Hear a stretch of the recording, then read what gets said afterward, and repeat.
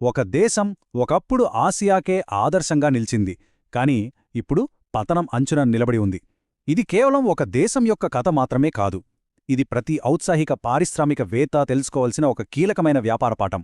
Vision, strategy ఇంకా long term stability గురించి ఒక శక్తివంతమైన కేస్ స్టడీ. ఈ పతనం వెనుకున్న పాఠాలేంటి తెలుసుకుందాం రండి. ఒకప్పుడు ఆసియాకే రోల్ మోడల్, ఏకంగా అమెరికాతో పోల్చబడిన ఒక దేశం ఇవాళ కూలిపోయే స్థితిలో ఉంది. ఈ వైరుధ్యంలోనే మన పాఠం దాగి ఉంది. కాని అసలు గేమింక మొదలు కాలేదు. 1960లలో మన భారతదేశం 3.5% గ్రోత్ రేట్తో ఉంటే పాకిస్తాన్ ఏకంగా 6.8% వేగంతో దూసుకుపోతోంది. వాళ్ళని ఆసియా స్వర్ణయుగంకు ప్రతీకగా చూసేవారు. ఎంతలా అంటే సౌత్ కొరియా లాంటి దేశాలు కూడా వాళ్ల దగ్గర నేర్చుకోవడానికి తమ ప్రతినిధులను పంపేవి. ఆ రేంజ్లో ఉండేది వాళ్ల స్థాయి. ఇది చాలా మందికి తెలియని పాయింట్. అప్పటి న్యూయార్క్ టైమ్స్ ఏకంగా ఏమని రాసిందంటే, అమెరికా మాత్రమే సాధించిన ఆర్థిక మైలురాళ్లను పాకిస్తాన్ కూడా సాధించగలదు అని. గమనించండి, పోలిక మనతో కాదు, చైనాతో కాదు, డైరెక్ట్గా అమెరికాతో. ఇంత గొప్ప భవిష్యత్తున్న ఒక దేశం ఎలా, ఎందుకిలా దారి తప్పింది? పాకిస్తాన్ పతనంలో మొదటి తప్పు ఎక్కడ జరిగిందో చూద్దాం. పునాదిలోనే. ఏ వ్యాపారానికైనా, ఏ దేశానికైనా ఫౌండేషన్ బలంగా లేకపోతే దాని పతనం ఖాయం. పాకిస్తాన్ మొదటి తప్పు చేసింది ఇక్కడే. ఈ ఒక్క వాక్యం చాలు 75 ఏళ్ల చరిత్రను చెప్పడానికి. 1947లో 2 దేశాల ప్రయాణం ఒకే చోట మొదలైంది. కాని ఇండియాలో ఆర్మీ దేశాన్ని రక్షిస్తే పాకిస్తాన్లో ఆర్మీ దేశాన్ని పాలిస్తుంది.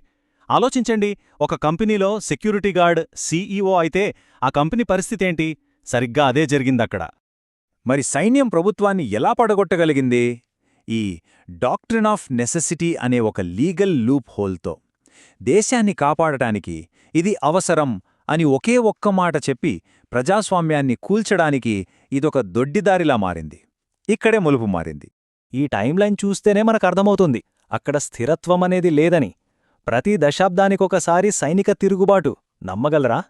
పాకిస్తాన్ గత 75 ఏళ్లలో ఒక్క ప్రధానమంత్రి కూడా పూర్తి 5 ఏళ్ల పదవీకాలాన్ని పూర్తి చెయ్యలేదంటే ఇలాంటి అస్థిరత ఉన్న చోట ఏ ఇన్వెస్టర్ అయినా డబ్బు పెడతాడా? ఔత్సాహిక పారిశ్రామికవేత్తకు పాఠం. స్టెబిలిటీ లేని చోట గ్రోత్ అనేది అసాధ్యం. ఇక రెండో పెద్ద తప్పు, ప్రమాదకరమైన స్నేహం. మీ పునాది బలహీనంగా ఉన్నప్పుడు మీరు ఎంచుకునే పార్ట్నర్స్ మీ భవిష్యత్తును రాస్తారు. వ్యాపారంలో సరైన కోఫౌండర్ని ఎంచుకోవడం ఎంత ముఖ్యమో, జియోపాలిటిక్స్లో సరైన మిత్రుడిని ఎంచుకోవడం కూడా అంతే ముఖ్యం. చూడండి, ప్లాన్ ఇది. సోవియట్ యూనియన్ను ఆఫ్ఘనిస్తాన్లో ఆపడానికి అమెరికాకు ఒక పార్ట్నర్ కావాలి. పాకిస్తాన్ ముందుకొచ్చింది. అమెరికా డబ్బు, ఆయుధాలు ఇచ్చింది. పాకిస్తాన్ ఐఎస్ఐ వాటిని పంపిణీ చేసే బాధ్యత తీసుకుంది. కానీ అసలు ట్విస్ట్ ఏంటంటే ఐఎస్ఐ ఆ డబ్బును, ఆయుధాలను తీవ్రవాద గ్రూపులకు ఇచ్చింది. ఫలితం తాలిబాన్, అల్-ఖైదా పుట్టుకొచ్చాయి. ఇదొక మైండ్ సెట్ శిక్షణ మాత్రమే కాదు, వ్యాపార పాఠం. పాకిస్తాన్ ఇక్కడొక డబుల్ గేమ్ ఆడింది. అంటే టెర్రరిస్టులున్నంతకాలం అమెరికా నుంచి డాలర్లు వస్తూనే ఉంటాయి. ఎంత భయంకరమైన ఆలోచన చూడండి! షార్ట్ టర్మ్ లాభం కోసం దేశ భవిష్యత్తునే పణంగా పెట్టారు. ఇది వ్యూహాత్మక ఆత్మహత్య తప్ప మరొకటి కాదు. సులువుగా వచ్చే డబ్బు ఎప్పుడూ ప్రమాదమే. అది మిమ్మల్ని సోమరిని చేస్తుంది, మీలోని కసిని చంపేస్తుంది, నిజమైన వృద్ధిని నిర్మించకుండా అడ్డుకుంటుంది. అదెలాగో చూద్దాం. $33 బిలియన్ 2002 నుండి 2018 మధ్య అమెరికా పాకిస్తాన్కి ఇచ్చిన సహాయమిది. ఈ డబ్బు ఒక మత్తుమందులా పనిచేసింది. దేశంలో ఉన్న అసలైన ఆర్థిక సమస్యల్ని కప్పిపుచ్చింది. సొంతంగా పరిశ్రమలను, ఎగుమతులను నిర్మించుకోవాల్సింది పోయి వాళ్ళు సహాయం కోసం ఎదురుచూడటం మొదలుపెట్టారు. అమెరికా వెళ్ళిపోగానే పాకిస్తాన్ తమ తప్పులు సరిదిద్దుకుందా? లేదు. ఇంకొకరి వైపు చూసింది. అదే చైనా. అంటే ఒకరి మీద ఆధారపడటం మానేసి ఇంకొకరి మీద ఆధారపడటం మొదలుపెట్టారు. కాని సొంత కాళ్ల మీద నిలబడాలన్న ఆలోచన మాత్రం రాలేదు. చైనా పాకిస్తాన్ ఎకనామిక్ కారిడార్ అంటే సిపెక్ ప్రాజెక్ట్ కోసం పాకిస్తాన్ చైనా నుండి కోరిన రుణం ఇది. అయితే ఇక్కడొక తేడా ఉంది. అమెరికా ఇచ్చింది సహాయం, కాని చైనా ఇచ్చింది అప్పు, అది కూడా అధిక వడ్డీతో. ఇదొక అప్పుల ఉచ్చు. గమనించండి, సులువుగా వచ్చే డబ్బు ఎప్పుడూ ఒక ఉచ్చుతోనే వస్తుంది. ఇది ఎప్పటికీ మర్చిపోవద్దు. పునాదిలో లోపం, ప్రమాదకరమైన స్నేహం, సులభమైన డబ్బు అనే ఉచ్చు, ఈ 3 తప్పులు కలిసి ఇప్పుడు మనం చూడబోయే సంక్షోభానికి దారితీశాయి. పతనమెలా తప్పనిసరయిందో చూద్దాం. పాకిస్తాన్ అసలు శత్రువు బయటెక్కడో లేడు, వాళ్ల లోపలే ఉన్నాడు, వాళ్ల రాజకీయ నాయకులే.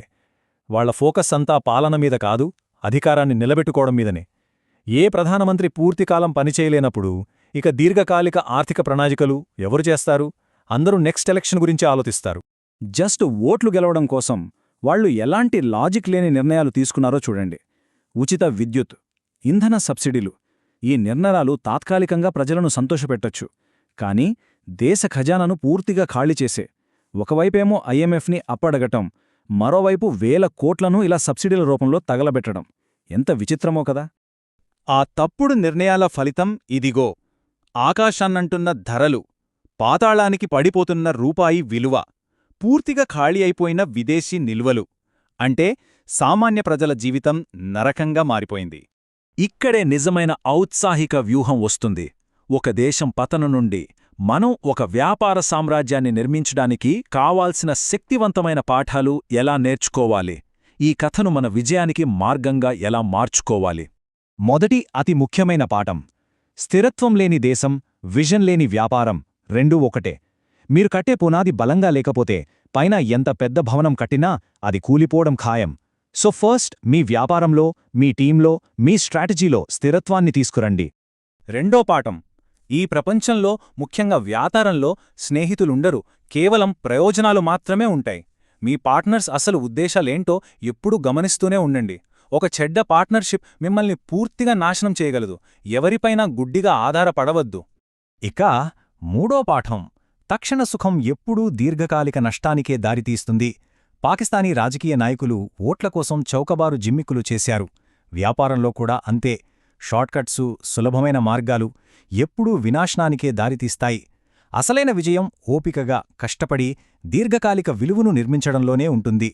ఈ కథ మీకు ఒక పాఠం మాత్రమే కాదు, మీ మైండ్సెట్ని మార్చే ఒక మార్గదర్శి. ఇప్పుడు నిర్ణయం మీదే. మీరు దేనిపై మీ సామ్రాజ్యాన్ని నిర్మిస్తారు? స్థిరత్వం అనే బలమైన పునాదిపైనా, లేక షార్ట్కట్స్ అనే ఉచ్చుపైనా? ఇలాంటి బిజినెస్ యానిమే కేస్ స్టడీస్ కోసం సబ్స్క్రైబ్ చేయండి మరియు మీ ఇష్టమైన కంపెనీ ఆర్ కంట్రీ స్టోరీని కామెంట్ చేసి చెప్పండి. जय हो, जय हो, भारत माता की जय।